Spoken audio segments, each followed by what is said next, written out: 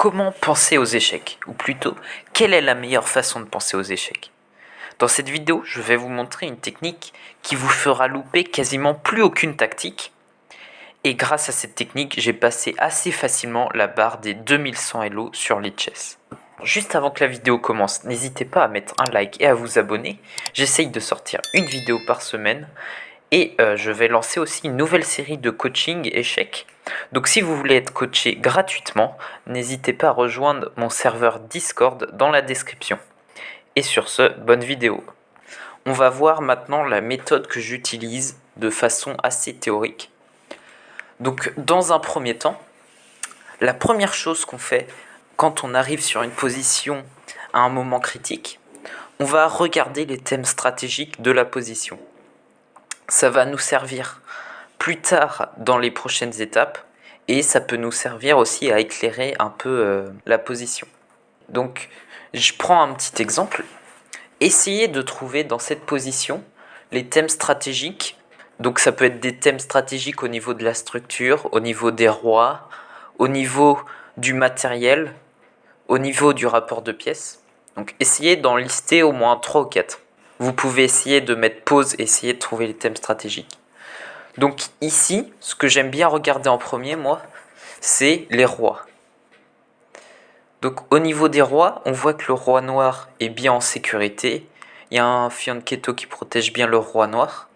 Et le roi blanc, bon, le pion C est un peu avancé, mais il y a la dame, le cavalier en D4 qui est bien fort, la tour D1. Donc ici, les deux rois noirs sont assez safe. Donc au niveau de la sécurité des rois, c'est assez pareil. Mais on a des rocs opposés. Point important à noter. Par exemple, on remarque qu'il y a des rocs opposés, ça peut nous donner directement le plan d'avancer les pions, essayer d'attaquer le roi. Voilà. Après avoir regardé les rois, on peut regarder la structure de pions. Donc ici, on voit que les noirs ont un pion isolé. Voilà, ça c'est un thème stratégique. Les blancs ont une assez bonne structure et du coup les noirs peuvent essayer de jouer sur cette faiblesse, essayer de l'attaquer, notamment avec du fou G2 ici pour attaquer le pion. La dame B3 est déjà bien placée, on pourra doubler les tours sur la colonne D. Voilà, ça nous donne des plans très faciles. Voilà, donc on regarde le roi, la structure de pion. Maintenant, au niveau du rapport matériel. Bon, les blancs et les noirs ont 7 pions. Les blancs ont 2 pièces mineures, nous on en a 2. 2 tours pour chaque camp. Et une dame chacun pour les blancs et les noirs. Ici, au niveau du matériel, il n'y a pas de retard. Par exemple, si on aurait une pièce de plus, on pourrait avoir un plan qui serait d'échanger les pièces. Voilà. Et donc, on a regardé les thèmes stratégiques et il manque plus que le rapport de pièces. Donc ici, on voit qu'il y a un déséquilibre. On a un fou de case noir alors que les blancs ont un cavalier. Donc voilà. Voilà, ça c'est les thèmes stratégiques un peu à repérer dans cette position ou dans n'importe quelle position. Voilà, donc roc opposé, paire de fous pour les noirs, cavalier pour les blancs, le pion isolé en D5 et donc la case forte en D4 pour les blancs. Voilà, donc ça c'est la première étape, on regarde tous les thèmes stratégiques dans une position. Et l'avantage de cette étape, c'est que vous pouvez la faire même si c'est pas votre tour de jouer. Donc vraiment cette étape vous la faites quand vous voulez, ça coûte quasiment aucun temps parce que vous le faites sur le temps de votre adversaire. Donc c'est assez bien. Voilà. La deuxième étape que j'utilise, c'est regarder les menaces tactiques adverses plus les plans adverses. Donc on se concentre d'abord sur ce que veut faire l'adversaire et ensuite on réagit en fonction de ce qu'il veut faire.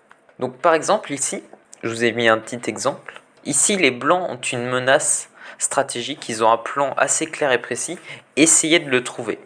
Vous pouvez mettre sur pause. Voilà, donc ici le plan pour les blancs, c'est de supprimer ce cavalier et d'installer le cavalier en D5. Dans ma méthode, c'est très important de regarder ce que veut faire l'adversaire. Parce que imaginons que vous avez un plan génial, vous voyez que c'est ultra fort, mais que vous perdez votre dame ou que vous faisiez mater en 2, et ben le plan il sert à rien. Donc il vaut mieux regarder ce que l'adversaire veut faire avant pour pas se prendre des tactiques ou pour pas se prendre un truc qui est fort et qui vous fera perdre la partie. Et donc on essaye de regarder ce que veut faire l'adversaire avant de jouer. Donc ici on voit qu'avec les blancs, ils ont la forte case D5. Pour l'instant elle est contrôlée par ce cavalier noir. Mais si ce cavalier noir disparaît, les blancs peuvent installer un cavalier en D5 et il est encore plus pénible parce qu'il met la pression sur B6 tout au long de la game. Le pion B6 ne pourra plus être avancé, donc on sera obligé de mettre une pièce à la défense de ce pion. Et les blancs ont un gros avantage, voire là ils sont gagnants même s'ils réussissent à faire ça. Donc ici la menace c'est fou prend F6, fou prend et cavalier D5. Le cavalier très fort. Les noirs sont obligés de jouer fou D8 pour défendre le pion B6. On a une finale très thématique où les noirs ont un mauvais fou contre le bon cavalier sur une case forte. Donc en plus, vu que le cavalier est sur case blanche et qu'il y a un fou de case noire, le fou de case noire ne pourra jamais déloger le cavalier qui est sur case blanche. Donc voilà, ça c'est un plan adverse. Donc si on joue... si on se concentre que sur ces coups et qu'on voit pas ce plan, et ben on est foutu. C'est pour ça que c'est important de regarder les plans adverses. Donc ici par exemple, un coup, ça pourrait être G5 pour les noirs, pour garder ce cavalier en vie. Voilà. Maintenant on va voir une menace tactique. C'est important de regarder les menaces tactiques, parce que là par exemple, avec les noirs, on dit « Oh, la dame attaque le pion B7 », ben on va pousser le pion B5. Ça serait une grosse erreur. Alors, pour regarder quelle tactique votre adversaire menace, il faut regarder ses coups forcés. Les coups forcés, c'est quoi? Les échecs, les prises et les menaces. Donc par exemple, dans cette position, si vous avez les noirs, avant de jouer, vous allez regarder tous les échecs des blancs, toutes les prises et toutes les menaces. Parce que si il y a un échec qui marche, et ben vous n'avez aucune défense, vous n'avez pas moyen de le stopper parce que c'est forcé. Vous êtes obligé de répondre à cet échec. Donc ici, si on se dit avec les noirs, oh bah la dame attaque le pion B7, on le pousse, et ben c'est une grosse erreur. Essayez de trouver pourquoi. Vous pouvez mettre sur pause. Donc ici, il faut voir qu'avec les noirs, les blancs menacent tour prend D5. Alors ça, c'est pas un coup qu'on voit comme ça, en regardant la position comme ça. Il faut faire les coups forcés. Donc prise, échec, menace. Donc tour prend D5, qu'est-ce qui se passe? Tour prend D5. Le seul coup, c'est tour prend D5, la tour noire prend D5, et là il y a dame C8, le fou est cloué, il ne peut pas prendre la dame, seul coup, tour D8, et là il y a tour prend E6 qui fait très mal, tour prend E6, le roi peut pas s'échapper, seul coup, pion prend E6, et dame prend E6, le roi est mat, à part si on met la dame en E7, mais si on met la dame en E7, il y a dame prend E7, échec et mat. Donc avec la méthode des coups forcés, le tour prend D5, on va le regarder forcément. Tour prend D5, tour prend D5. Là, il y a tour prend E6 en échec, mais il y a juste pion prend et après il n'y a rien. Donc on regarde dame C8, c'est encore un échec. Tour D8 et tour prend E6. Avec la méthode des coups forcés, cette menace est assez facile à voir. Donc voilà, on regarde les tactiques adverses avec la méthode des coups forcés. Et là, dès que vous avez fini cette étape, vous allez faire un bilan. Soit l'adversaire menace quelque chose, donc soit il menace un plan qui est très fort, ou soit il menace une tactique. Vous allez essayer de parer cette menace ou menacer encore plus fort. Donc je vais m'expliquer avec cet exemple. Ici, essayez de trouver ce que menacent les noirs, et s'ils menacent quelque chose, essayez de le parer ou menacer plus fort. Vous pouvez mettre sur pause. Donc ici, assez facile à voir, les noirs menacent la tour en F3. Maintenant, on peut regarder aussi, on peut voir aussi que ce cavalier met une pression sur A3. Donc si on bouge la tour sur la colonne F, il y a juste cavalier prend A3. Pour parer cette menace, on peut se dire, ok, tour D3, pour empêcher les tours D8 pour prendre le contrôle de cette colonne. Ça peut être intéressant. Mais souvent, c'est très fort de menacer quelque chose encore plus fort quand l'adversaire vous menace quelque chose. Ici, un coup très fort qui met fin à la partie, les noirs sont foutus après ce coup, c'est dame D4. Dame D4 menace mat, donc si fou prend F3, dame G7 mat, et là vous gagnez l'initiative. Ça veut dire que c'est vous qui attaquez, et donc c'est toujours plus agréable d'attaquer que de défendre. Nous, si on fait une erreur en attaquant, bah au pire on n'a plus d'attaque, mais si les noirs font une erreur, et ben ils sont foutus. Donc c'est toujours mieux d'attaquer. C'est pour ça que menacer plus fort, on gagne l'initiative et donc c'est plus agréable et les noirs sont plus sujets à des erreurs. Donc ça, c'est si l'adversaire menace quelque chose et s'il menace rien. Alors s'il menace rien, on va regarder nos tactiques plus nos plans. Donc on regarde en premier les tactiques. Si on a des tactiques, donc les tactiques, comment on regarde ça? Toujours avec la méthode des coups forcés. Donc la méthode des coups forcés, on regarde, on l'utilise pour voir si l'adversaire a des tactiques à la deuxième étape et on l'utilise aussi pour voir si on a des tactiques qui marchent à la quatrième étape. Donc si on n'a pas de tactique, il faut trouver un plan. Et ça, pour trouver un plan, c'est souvent ce qui est compliqué aux échecs parce que c'est la méthode des coups forcés qu'on applique assez bêtement. Alors que la stratégie, il faut avoir des connaissances, il faut avoir de l'intuition aussi. Ça se travaille assez difficilement. Et donc, pour trouver un plan, comment on fait? C'est là que la première étape intervient. Regardez les thèmes stratégiques. Donc, je vais vous mettre une position. Vous allez essayer de faire toute cette méthode. Bon, normalement, l'adversaire menace rien et nous, on n'a pas de tactique. Donc, vous pouvez directement passer à trouver un plan. Et comment on trouve un plan dans une position? Donc ça, c'est une position extraite de ma partie de la ronde 7 au championnat de France. Vidéo sur YouTube que vous pouvez aller voir. Et là, donc comment on fait pour trouver un plan? Donc déjà, on a fait la première étape et on a remarqué au niveau des rois, déjà, première étape, regardez les rois. Bon, les rois sont assez à découvert, mais vu que c'est une finale, c'est pas très grave. Au niveau de l'activité des rois, en finale c'est important, les rois sont assez égaux au niveau de l'activité. Bon. Au niveau du matériel, chose importante à remarquer, on a un pion de plus avec les blancs. Au niveau du rapport matériel, on a tour contre cavalier contre tour avec cavalier. Donc ça c'est égal. Et au niveau de la structure de pion, les noirs ont une plus mauvaise structure de pion avec un pion isolé ici, un pion isolé aussi ici, alors que nous on n'a qu'un pion isolé ici. Bon, si on bouge cette tour avec les blancs, les noirs prennent ce pion, donc on n'a pas trop envie de bouger cette tour. Aussi, dans le bilan stratégique, à la première étape, on peut remarquer que ce cavalier est mal placé.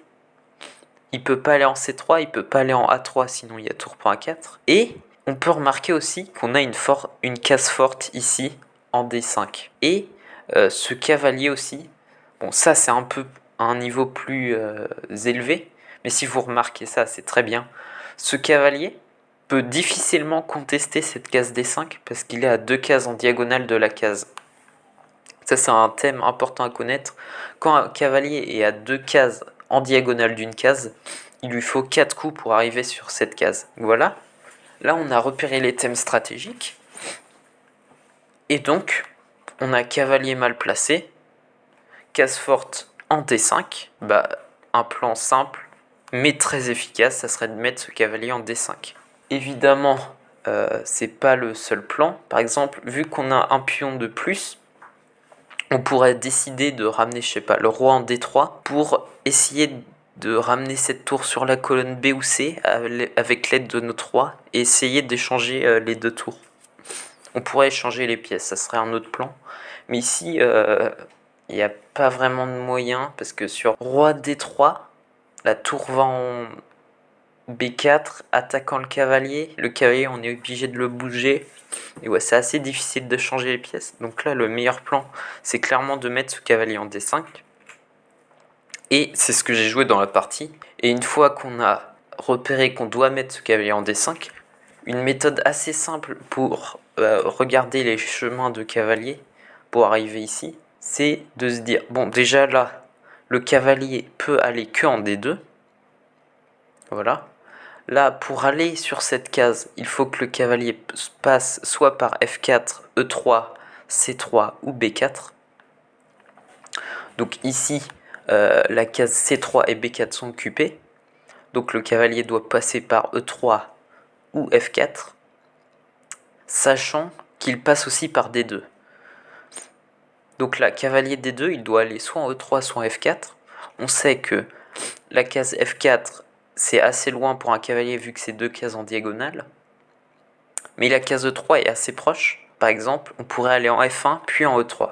Donc c'est ce que j'ai joué dans la partie. Cavalier D2, cavalier F1, cavalier E3, cavalier D5. Et voilà, ça c'est la méthode que j'utilise. Donc pour récapituler, on regarde en premier les thèmes stratégiques de la position. Puis on regarde les menaces tactiques adverses à l'aide des coups forcés et les plans adverses. Si l'adversaire menace une tactique, ou si il menace un plan qui est très fort ou plus fort que le vôtre, vous allez essayer de parer cette tactique ou ce plan, ou de menacer un plan encore plus fort que le sien. Si tout est ok, vous allez essayer de regarder vos coups forcés, donc si vous avez une tactique, ou si vous n'avez pas de tactique, vous allez essayer de regarder un plan pour vous à l'aide du point numéro 1. Maintenant, on va passer à comment maîtriser ce processus de pensée à 100%. Donc, ce que je vous recommande déjà, vous faites un bilan de ce que vous faites déjà pendant vos parties. Par exemple, si vous regardez les plans adverses déjà pendant vos parties, et ben vous allez essayer d'implémenter un par un chaque étape. Donc bien sûr, chaque étape que je vous ai mentionnée, si vous en faisiez aucune déjà à l'avance, et si vous regardiez déjà les plans adverses, par exemple, vous pouvez essayer de regarder, en plus des plans adverses, les tactiques adverses. Voilà. Et vraiment, c'est assez dur de se forcer à regarder les tactiques adverses. On a envie de jouer un coup, mais vraiment, il faut se forcer à faire ça. C'est comme ça que vous progressez. Au début, il va falloir se forcer, mais après, ça va devenir de plus en plus naturel. Et une fois que l'étape, par exemple, regarder les tactiques adverses, devient complètement naturelle, vous pouvez implémenter une autre étape, la répéter jusqu'à ce que ça devienne naturel, implémenter une autre étape encore, un par un comme ça, jusqu'à avoir toute la méthode. Donc pour tout ce qui est, par exemple, menace tactique, vous pouvez vous entraîner avec les puzzles. Donc par exemple, si vous n'avez pas un abonnement sur Chess.com, vous pouvez très bien aller sur Lichess. Vous avez des puzzles en illimité. Ça sert à rien de faire 30 minutes, 1 heure par jour si vous n'avez pas l'habitude. Vous pouvez juste faire 10 minutes par jour de tactique. Mais par contre, pendant ces 10 minutes, vous allez vous forcer à aller le plus rapidement possible en regardant la solution de la tactique. Si vous avez bon, c'est ok. Mais si vous n'avez pas bon, vous allez essayer de regarder toutes les variantes que vous avez regardées et analysées à l'ordi pour voir quelle erreur vous avez faite. Une fois que vous avez repéré ces erreurs, vous essayez de trouver une solution pour les corriger. Donc voilà, ça c'est pour les menaces tactiques. Et pour tout ce qui est plan adverse, ou comment trouver un plan, comment aussi parer les plans adverses, vous pouvez soit acheter des livres de stratégie, mais bon, c'est un peu vieux jeu, soit regarder les parties pédagogiques de forts joueurs, par exemple les parties pédagogiques de Blitzstream, c'est très instructif, ou aussi les parties pédagogiques de Mark Kennan, je vous mettrai sa chaîne en description. Ou aussi, sinon, regardez, ça c'est pour un niveau plus élevé, mais c'est très très intéressant. Ça peut vous faire progresser en l'espace d'une semaine. Si vous vous y mettez bien, en l'espace d'une semaine, vous pouvez très bien progresser. C'est avec les vidéos de Sylvain Raveau. Vraiment une pépite. Et donc maintenant, on va passer à un petit exemple. Donc voilà, c'est une partie entre Garry Kasparov et Navara David. Donc pour vous entraîner, vous allez sur Chess Game Base. Donc vous tapez ça dans la barre de recherche, Chess Game Base. Ensuite, vous prenez des parties de joueurs de grands maîtres au hasard. Voilà, par exemple Magnus Carlsen. Une partie qui dure au moins 40 coups, je dirais. pour que le milieu de jeu soit assez équilibré. Donc vous arrivez dans une position, là on joue avec les blancs, et vous vous entraînez avec la méthode que je vous ai donnée. Donc on regarde les thèmes stratégiques. En premier, la sécurité des rois. Donc on voit que notre roi est assez faible. Le roi noir est aussi assez faible, mais il pourra roquer au prochain coup si on fait rien. Donc je dirais que le roi blanc est quand même un peu plus faible que le roi noir. En plus on a la dame ici qui est bien placée, qui peut aller en A1. Donc le roi blanc quand même un peu plus faible. Maintenant au niveau rapport matériel, les noirs ont un pion de plus, mais ils ont un fou qui est mauvais ici, très mauvais. Ce pion peut pas bouger, donc il tape sur du dur.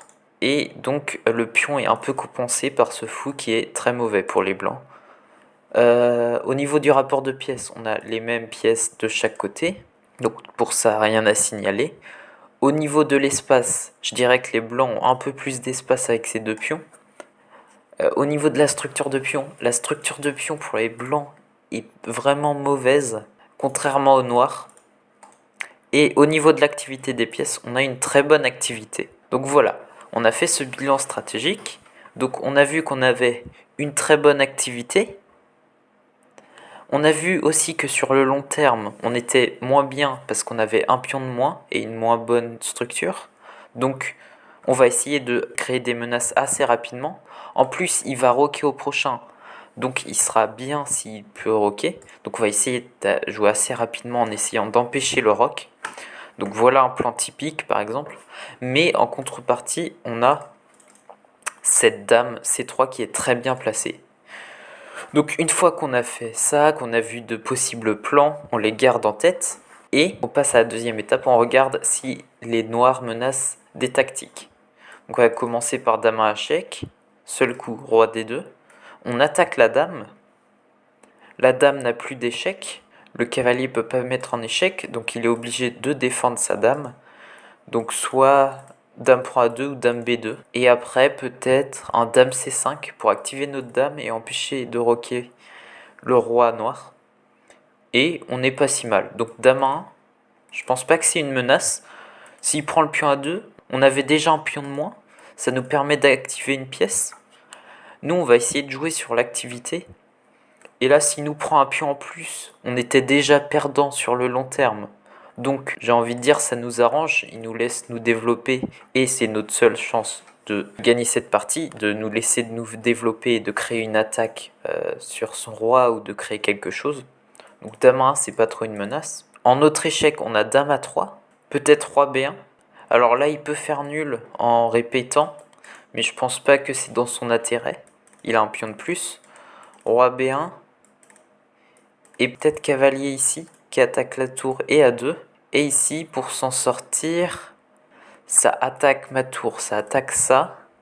Je peux pas défendre ma tour et mon pion en même temps. Donc je vais devoir sacrifier ma tour.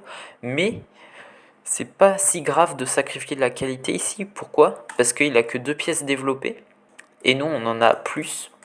Donc s'il échange ce cavalier contre cette tour, ça va nous permettre par exemple de mettre un cavalier en D5 qui va être monstrueux. Et il échange une de ses pièces développées. Donc on aura vraiment beaucoup d'activités comparé à lui. Parce que lui, il n'en aura plus qu'une pièce développée, ça sera sa dame. Nous, on en aura toujours 3. Donc c'est pas très grave de sacrifier la qualité ici si on veut jouer à fond pour le contre-jeu. Donc dame A3, roi B1, cavalier ici. Alors il menace pas dame prend A2, puis dame prend mat. Donc en fait on n'est peut-être pas obligé de défendre sur ça. On peut peut-être juste laisser faire un dame C5, quelque chose comme ça. Dame prend, roi C1. J'attaque le cavalier et je défends le mat avec dame C5. Il va peut-être prendre la tour. On reprend du cavalier. Et là, on empêche de roquer. On menace du cavalier C7, c'est parfait. Donc dame A3, roi B1, cavalier ici. On a dame C5. Dame A3, roi B1. Il peut faire une draw s'il veut. Mais il n'a pas d'échec, il n'a pas de prise. Il n'a pas d'autres menaces. Donc dame A3, roi B1. On va dire que c'est OK. Et là, le dernier coup à calculer, il n'a pas de prise intéressante. Sur cavalier ici, il y a juste tour E1 qui va regagner la pièce. Donc il n'y a pas de prise, on a fait toutes les prises, les échecs. Maintenant les menaces. Donc cavalier B4 en menace, ça attaque la tour. Et ça menace cavalier prend A2. Imaginons tour A5 pour défendre les deux. Je pense qu'il y a juste une découverte sur la tour en A5 avec la dame. Du genre cavalier prend C2. Je reprends de la dame et il prend. Donc j'aime pas cavalier B4, c'est vraiment une menace. Et il n'a pas d'autres menaces. Donc on a vu que dame A3 c'était pas si grave que ça. On a vu par contre que cavalier B4 était une vraie menace. Donc on cherche à menacer plus fort ou à parer la menace. Est-ce qu'ici on peut menacer plus fort, c'est-à-dire menacer soit sa dame, soit menacer mat? On voit pas trop bien comment on pourrait menacer mat ici. Par contre, comment menacer sa dame? On peut faire tour D3 pour menacer sa dame. Dame C5, ça attaque sa dame. Cavalier E2, j'aime pas trop. Il y a juste dame A3.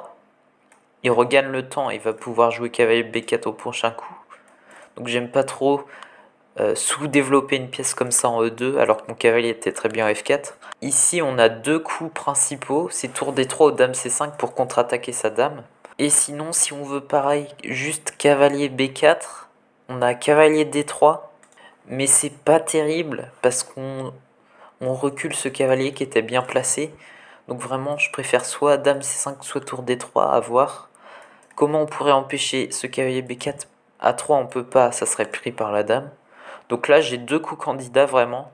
C'est tour D3, dame C5. Et vraiment s'il y a un problème tactique sur ces coups candidats, je songerai à cavalier D3. Donc voilà, vous faites ça assez rapidement dans la tête. Là je l'ai fait assez lentement parce que j'explique tout mon processus de pensée. Mais normalement c'est censé aller beaucoup plus vite. Une fois que vous avez vos coups candidats, on va regarder dame C5 en premier. Donc ça attaque la dame. Donc sur dame C5, il n'a pas le temps de faire cavalier B4 parce qu'on menace encore plus fort que lui. Donc quoique il faut calculer ici, il faut voir quand même qu'après cavalier B4, dame prend C3, il y a cavalier prend A2, la fourchette. Mais on a roi B2 et on gagne le cavalier en fin de variante. Donc dame C5, il n'y a pas de cavalier B4. Dame C5, j'attaque la dame. Il n'a pas d'échec en A3. Dame C5, on attaque sa dame, il peut pas la défendre. Donc soit il la bouge, soit il mange ma dame. S'il la bouge, il n'a pas de case sur cette rangée. Il n'a pas de case ici. Si sur dame ici, il a peut-être dame là. On a peut-être du tour D8, tour prend. Fou prend C6, échec. Et on gagne la dame en fin de variante. Donc sur tour là, s'il prend du cavalier, du roi, sur tour, sur ça, dame B4, tour ici, et un roi prend. Tour D1, roi C7. Donc ça passe pas. Donc sur dame C5, dame B4, je suis peut-être obligé de prendre, il va prendre du cavalier. Et il a échangé les dames. Donc dame là, j'aime pas trop. J'aime pas trop parce que ça échange les dames. Mais remarque, on échange les dames, mais d'un autre côté, on a le roi le plus faible, donc c'est pas si mal que ça. Donc dame C5, c'est quand même correct. Donc dame C5, on menace sa dame, il est obligé de la bouger. Et il a passe 36 000 cases. Bah, il en menace. À part dame 1, mais j'ai roi D2, attaque sa dame. Il va peut-être devoir prendre. Et là, on va peut-être jouer des coups comme E6. S'il prend, on prend son fou. Et s'il prend notre tour, on va essayer de prendre avec le fou. On menace du tour 1 qui attaque son roi. Non, c'est vraiment foutu pour lui là. Donc je pense son seul coup sur dame C5, c'est dame prend. Tour prend, il peut pas roquer parce que sinon on prend son cavalier. Donc il doit le défendre tête avec tour C8, son cavalier. Et à ce moment-là, on peut peut-être jouer des coups comme E6. En tout cas, on n'est pas moins bien, je pense. On a beaucoup d'activité. Et notre roi étant un peu faible, si on échange les dames, c'est pas mal. L'autre coup, c'était tour D3 du coup pour garder les dames plutôt. Mais je pense que tour D3, imaginons un coup comme dame B4. Ça met de la pression sur ce cavalier. Je peux pas bouger ma dame. Et au prochain coup, je vois mal comment je pourrais l'empêcher de roquer. Alors remarque, sur tour D3, dame B4, j'ai peut-être tour B3 qui va gagner le pion. Donc ça, c'est un mauvais coup. Donc sur tour D3, il peut pas prendre E5, j'ai tour E1. Sur tour D3, s'il va en 1, je vais ici en D2. Mon roi est relativement safe avec cette tour D3 et ce pion C2. J'attaque sa dame. Je vais peut-être ouvrir la position avec E6, donc ça a l'air pas très bon.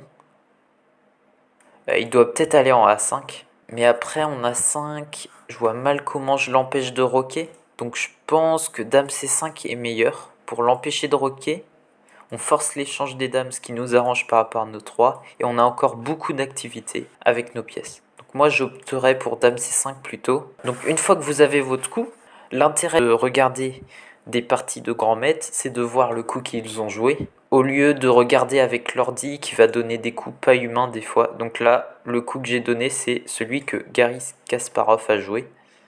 Et après, il y a eu dame prend C5, tour prend C5, on menace le cavalier, petit roc, fou prend C6, et tour D1, ok. Et sinon, après, si vous n'avez pas trouvé le bon coup, vous pouvez regarder à l'analyse si votre coup était quand même correct. Et sinon, vous essayez de chercher pourquoi. Donc voilà, là, on arrive à l'analyse. Dame C5, c'est le meilleur coup. D'après l'ordi, on va enlever quelques lignes. Voilà, profondeur 22, c'est correct. Donc ici, Dame C5, meilleur coup d'après l'ordi. Tour D3, deuxième meilleur coup que j'avais aussi. Et c'est les deux seuls coups que j'avais, c'est les deux meilleurs. Donc cette technique est assez efficace. Certes, ça prend un peu de temps. Bon, là, j'ai expliqué, donc ça a pris plus de temps que ça devrait vous prendre en partie. Mais une fois que vous maîtrisez bien, vous pouvez descendre à 10 minutes de réflexion vraiment et trouver vraiment à chaque fois les meilleurs coups.